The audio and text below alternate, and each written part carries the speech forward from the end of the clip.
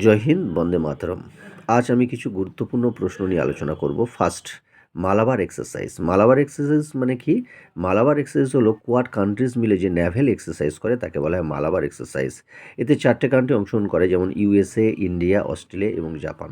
দ্বিতীয় হচ্ছে সূর্যাস্ত। সূর্যাস্ত কি? একটা রকেট লঞ্চার যেটা সারফেস টু সারফেস যায়, সারফেস টু সারফেস, এবং রেঞ্জ 300 কিলোমিটার। কোন কোন দেশ মিলে তৈরি করেছে? ইন্ডিয়া এবং ইসরায়েল।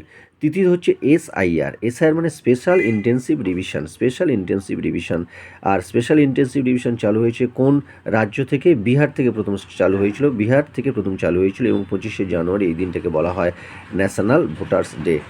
চতুর্থত হচ্ছে olive Ridley turtle. Olive Ridley turtle কি? একটা অস্ট্রেলিয়ান ব্রিড টার্টেল। এরা কি করে? এই মাস নেস্টিং করে। এই মাস নেস্টিং মানে একসাথে দলবদ্ধভাবে সবাই বাচ্চা পারে, একে বলা হয় মাস নেস্টিং, এবং একে বলা হয় আরিবাদা।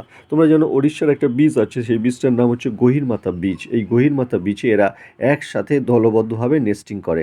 আরও একটা ইন্টারেস্টিং জিনিস, যদি বেশি গরম হয়, বীচ যদি বেশি গরম হয়ে যায়, তাহলে মানে যে বাচ্চা প্রসব করে সেখানে ফিমেলের সংখ্যা বেশি হয়ে যায়। পঞ্চমত হলো সমুদ্র প্রতাপ। ইন্ডিয়া দেখছে যে জলের যে দূষণ, সেগুলো দূষণ প্রতিরোধ করার জন্য ইন্ডিয়া একটা ইন্ডিজিনাস বা হোমমেড মানে দেশের স্বদেশীয় একটা ভেসেল তৈরি করেছে। সেই ভেসেলের নাম হচ্ছে সমুদ্র প্রতাপ। একদম হোমমেড, মানে ইন্ডিয়া নিজস্বভাবে এটা তৈরি করেছে।